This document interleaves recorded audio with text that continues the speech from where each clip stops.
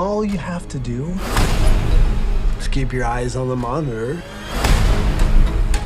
Welcome to Freddy Fazbear's, where fantasy and fun come to life. Okay.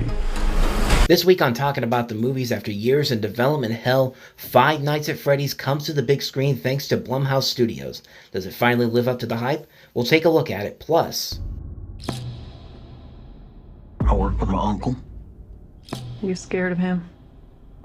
Oh, he's the nicest man in the world. The Osage. Their time is over. We got to take back control of our home. Scorsese, DiCaprio, De Niro. What else do I have to say? Their latest film, Killers of the Flower Moon, we'll talk about that. It's a double feature this week on Talking About the Movies. Welcome to another edition of Talking About the Movies. And today, of course, as we usually do, we talk about the biggest new releases of the week, and the previous week too, because that's what we're doing today. And of course, the big new release this week is Five Nights at Freddy's, and the big new release from last week was Martin Scorsese's latest film, Killers of the Flower Moon. So we're going to delve into both of those today. So let's not waste any more time. Let's just go ahead and jump right on in to the first movie that we have here, the big new release of this weekend, and that is, of course, Five Nights at Freddy's. So Five Nights at Freddy's is the feature film adaptation, the long gestating feature film adaptation of the popular video game created by Scott Cawthon, where you're a security guard in a Chuck E. Cheese-like, an abandoned Chuck E. Cheese-like building with all these animatronics and everything still inside of it. You accept this nighttime job, and as the night goes on, you start to realize that these mascots that are sitting around are coming to life and are prone to trying to kill you or whoever, whatever human being is inside there at the wrong time of the day. And during the game, you spend 5 nights there trying to keep an eye on the security cameras, making sure you do specific things to make sure they don't get you. But if they get you, they jump at the screen and the game is over. And I've never played the game before. I know a lot about the source material, and I mean, it looks like a fun game, but I'm not the type of person that usually goes for those type of games, so I've never had the opportunity to really play it, nor do I really want to have the opportunity to play it, quite honestly. But I like the idea. I do like the idea overall, and this film has been in development for a number of years. In fact, when this first got started, Warner Brothers was going to do it with Chris Columbus writing and directing the project, and I thought that would have been pretty awesome, but that did not happen, and so the film went into a lot of turnaround and a lot of delays in production, and then finally Blumhouse Pictures picked it up, and now we have the film that we have today. And here it's pretty much the same story as the video game. You have Josh Hutcherson from the Hunger Games movies playing a security guard who accepts a nighttime job at an abandoned family entertainment center where he discovers its 4 animatronic mascots come to life and are prone to killing people. And you have characters played by Matthew Lillard, Mary Stuart Masterson has a role in here as well. And on paper, it looks pretty much like the game. It's cool to see these are real animatronics. They did not use a lot of CG on this, which it's Blumhouse. You really don't expect them to use a lot of CG to begin with. But the animatronics are created by Jim Henson's Creature Shop, and so right off the bat, there's a lot of promise there. And the trailers did a pretty good job of selling you on the film. It looks exactly like the game. The animatronics look pretty cool. They look genuinely terrifying at times. So and the film even begins on a really good note, where it looks like it's going to go right where you think the direction of the game is going to go. It's just like the video game. And at the beginning, it's just like, okay, here's a chance now for another really good video game movie. We've had a lot of good video game movies on a roll. Slowly but surely, the film begins its essential roller coaster descent as we move along here. It never gets to a point where I could say it's a downright terrible movie, but man, the missed opportunities in this film are all over the place, and there are a lot of missed opportunities here. I mean, for the most part, they get the basics of the game down. I mean, you get the setting down, you get the mascots down. I mean, there's a lot of really good ideas all throughout the film. However, once the film moves along, and you start to get into elements of the elements they have to throw into here, and things that you are promised are never really promised in this film, and it never really falls into what it should be by the end of it. I mean, I'll say this right off the bat. I've never played any of the I've never played any of the games, but I follow much of the story as much as I can.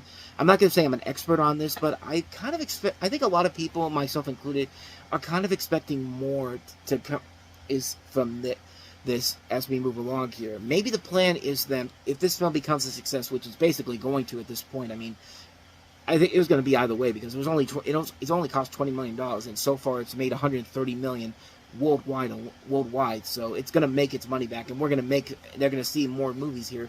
Maybe the plan is for them to continue the series continue the story into other films, and just like they do with the other games. So maybe there's going to be more story to be given into here, into future films. As I'm trying to jumble my words here, yeah, by the end of it, you really do feel a little bit disappointed by the fact that they don't really go the way that it should. Like, you really feel like you should be getting more and more from this. Like, the climax of the movie is not what you think it would be. Like, what's the climax in the game? Like, you're on the fifth night. Everything and their grandmother is trying to come out and get you, like it's inside the pizza shop, and your goal is to stay there until 6 a.m. But on the fifth night, on the last hour, everything dims down. You hear that music going ding, ding, ding, ding, ding, ding, ding, ding, and you see like the eyes blinking back and forth, and you don't know if you're going to make it toward the end or if you're going to get attacked and you have to start all over again. But in here, it's just a generic fight. You find out that Matthew Lillard's character is actually William Afferton, who's the co-founder of Fazbear Entertainment, and the serial killer who murdered the 5 children by hiding in the bodies inside the animatronics. So they literally tell you, this guy's literally hiding inside the bodies. It's not creepy. It's not mystical creatures or anything like that. And like, I don't know. To me, I thought that was a little bit of a cop out, really, because like, you want to see the main hero go after the animatronics. You don't want to see him go after the bad guy of the bad guy of the movie who be inside the suit. Like, you really did not. I really did not expect him to go that route. And to me, I think it kind of stumbles big time. I think it really did not work in the end. And not that I will say this: it's not a bad movie. It is not a bad movie by any means necessary, but it doesn't really do, I think, enough to really cement it as something that is must-see. I think if you see it once, and you were expecting a little bit more from the movie based on what you saw from the games, you're going to get a little disappointed by it. It starts off looking like it's going to go in that direction, and then it doesn't really do that when it's all said and done. Plus, I think the movie's a little bit too long. I mean, I heard rumors that this was going to be close to 4 hours long originally. There was like a 4-hour original cut. That is overkilling it. And even this is barely hitting 2 hours long, and it's barely holding on. It's like really struggling to really keep you invested throughout the course of the film. And to me, that really kind of hurts it when it's all said and done. The positives, like I said, the animatronics are pretty cool. I do like that they are actually there. There's no CG in here. There are a couple of decent jump scares that you would expect from the game. Like, there are some moments from the game that are in this film that are nicely put in here. Even the acting in here isn't bad. I like Josh Hutcherson playing the security guard. I like Matthew Lillard in the beginning playing the career counselor and the guy who eventually runs the Fazbear Entertainment. Some of the other characters are pretty decent too, but nothing really too spectacular. Nobody here is really giving a great standout performance, but for what the movie is, you get what you want in the beginning, but you really got to power through much of a lack of a slower paced film, which is part of the game. Like, you don't really have, like, it's part of the game, but in a movie you want to have it to be a little bit more interesting. You don't have to make it like crazy action all the time and everything. We can handle slow paced action, these horror elements. I mean, some of the best movies from the horror movies from the golden age were very much slow paced films. They did not just throw consistent jump scares at you one way or another. Like, I feel like that was definitely missing from this movie, and there really is a lot of elements there that really could be added into other films. Hopefully because, you know what I look at this film as? I look at this as a template film, like how the Super Mario Brothers movie and the first Sonic the Hedgehog movies were kind of template films. They were kind of predictable, not really all that inventive films, but the point of them was to show this if you bring in the right elements and people that can really know exactly what they're doing in terms of developing a film that's closely relevant to the video game, you can do whatever you want for the next film. Sonic the Hedgehog 2 was a much better film than the first Sonic the Hedgehog film because they were allowed to have a little more creative control of what they could do. Their Super Mario Brothers movie worked fine for what it was. They got a lot of the elements there. The story is not really all that special, but it showed that there was a lot of potential with Super Mario under the Illumination. And with this, I think they have a good idea going here. As long as they don't do what they tried to do with The Exorcist or Halloween and try to bring in buzzwords and political jargon in here. I think this could actually work out in the long run.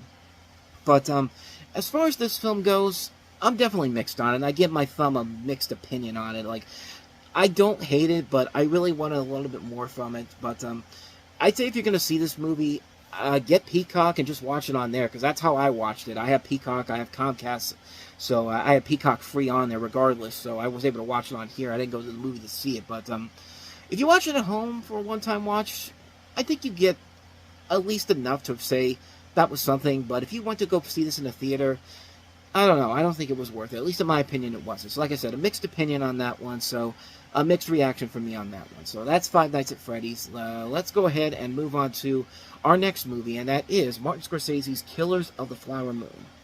So Killers of the Flower Moon takes place in 1920s Oklahoma. It focuses on a series of murders of Osage members and relations to the Oceans Nation after oil was being produced on tribal land. Tribal members have retained mineral rights on the reservation, and whites sought to gain their wealth. This is Martin Scorsese directing this film. This is actually the 11th and final collaboration between Martin Scorsese and composer Robbie Robertson, who had died 2 months before the film's release. And this is the 10th film between Scorsese and Robert De Niro, who stars in the film, as well as the 6th feature film collaboration between Scorsese and Leonardo DiCaprio. Leonardo DiCaprio and De Niro also star with Lily Gladstone, as well as Jesse Plemons, John Lithgow, Brendan Fraser. This is co-written by Eric Roth, who's a name that you should be very familiar with. He's written stuff like The Curious Case of Benjamin Button, Forrest Gump, Munich, Star is Born, Dune, a lot of great movies, and not surprisingly, this is a really good film. It's Martin Scorsese. Martin Scorsese really has not done a lot of terrible movies. He's not done all great films overall. The last couple his last couple movies have been mostly pretty good. Wolf of Wall Street was really good. I really like Hugo, Shutter Island, The Departed. He actually is on a roll right now. I think in the past 20 plus years, because Gangs of New York, The Aviator, Departed, Shutter Island, Hugo, Wolf of Wall Street, The Irishman. His only real bad film during that stretch was Silence, and even then, that was not a terrible film. It was just not a good enough film. But after bringing out The Dead in '99. He's been on a roll since then. Is only one not so great film in over 20 years. So it just proves that he's still one of the definitive forces in filmmaking right now. Him and Steven Spielberg, like these veterans who know exactly what to do to keep you invested in what's going on, and what these characters are going through. And in here, he does it once again. This is a really fantastic film, and it helps largely because of the fact of the cast that they have here. Leonardo DiCaprio, Robert De Niro. Needless to say, do I even need to say anything more about those two guys? They're amazing. I mean, Jesse Plemons, terrific actor who is looking for his big breakout role. I mean, he's had a lot of big breakout roles over the course of his career. John Lithgow, what do I have to say about him? Brendan Fraser just won an Oscar last year. I mean, what else do I need to say about him? The real star of the film is Lily Gladstone, who plays Ernest's wife in the film. And this is another performance that I'm going to make a prediction right now. She's going to win Best Supporting Actress at the Oscars this year. It just feels like that's the role that this is like, we get this every year, that one role that just seems like this person's going to win an Oscar. Last year it was Ke Kwan for Everything Everywhere at Once. The year before it was Ariana DeBose for West Side Story. Great performances overall. This is another one I think is definitely going to be a winner for Lily Gladstone. She is really fantastic here. I've not seen her in anything before this film, though. She's done a couple of other things, but she has been on some shows of familiarity. Billions on Showtime. Most recently, Reservation Dogs, a phenomenal show that if you have not seen on Hulu, on FX, definitely check that one out. I really recommend that show. And she's been in terms of films, this is the first film I've ever seen her in, and she's been in a couple of other films as well. Certain Woman, First Cow, but this is the first one I've seen her. This is the first movie I've ever seen her in. And I think she really is given a really good performance that is worthy of an Oscar nomination. She steals the show in here. The film itself, it's very engaging. It's not easy to sit through. It's not just for the runtime. We'll get to that in just a second here, but it does have a lot of elements that are very uncomfortable to sit through. It's not quite Schindler's List or 12 Years a Slave levels of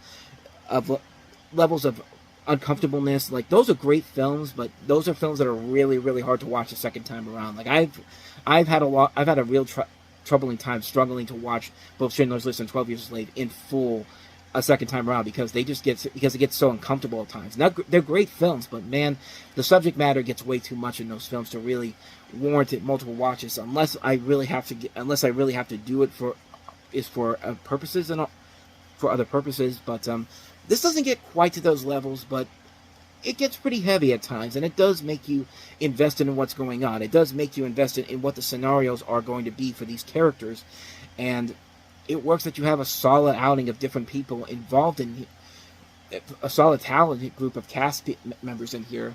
I don't even know what the hell I'm trying to say here. A solid cast overall is what I'm trying to say.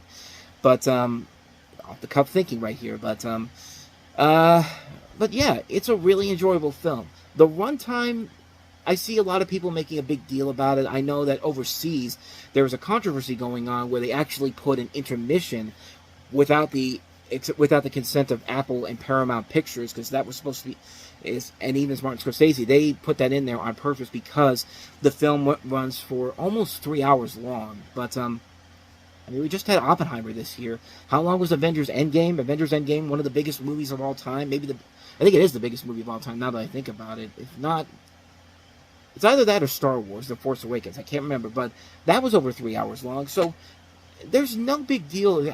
It should not be a big deal to have people sit down in a theater to watch a 3-hour movie. But the fact that they put this intermission in there and didn't tell the Paramount and Apple, they are now liable now to be sued by the studio. I think I actually read that they've actually taken action to have it stopped, and the film's been criticized for a long running time. But if you could sit through Oppenheimer and Avengers Endgame in the theater, you should not have a problem sitting through Killers of the Flower Moon. If you really cannot sit there for 3 hours, get off your ass, go outside and walk around, and then come back in. I mean, it's not that big of a deal. I mean, why are we making a big deal out of this? I mean, it just makes no sense whatsoever. But with that said, Killers of the Flower Moon is a fantastic film. It is definitely one of the best films of the year.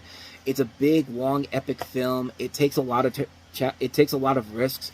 It's not sugarcoating anything. It has a great cast to really make it stand out.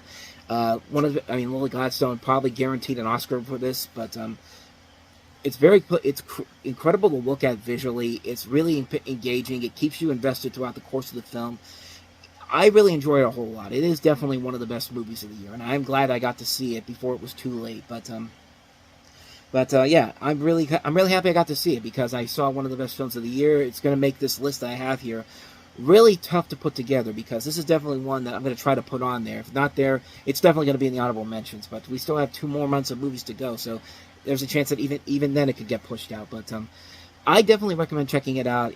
You'd be missing one of the best movies of the year if you haven't seen it. Killers of the Flower Moon, definitely check that movie out. So that's the movies of this week. Now, since we are at the end of the month, let's go ahead and recap all the movies I took a look at this month on Talking About the Movies. So starting with the recap, I gave a thumbs up to The Equalizer 3. I think it's as good as the other 2 Equalizer films. It doesn't do anything new or different to make it the best of the series, but it's Denzel Washington doing what Denzel Washington does best.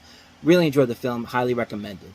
I also recommend Haunting in Venice. I think it's as good as it's better than Death on the Nile. Not quite as good as Murder on the Orient Express, but I do like that these films keep taking different genre turns and making something unique out of it. And this is a really good film that should be seen is around Halloween the next couple of years. I'm really looking forward to seeing how that plays out. So Haunting in Venice, thumbs up to that. Thumbs down for The Exorcist Believer.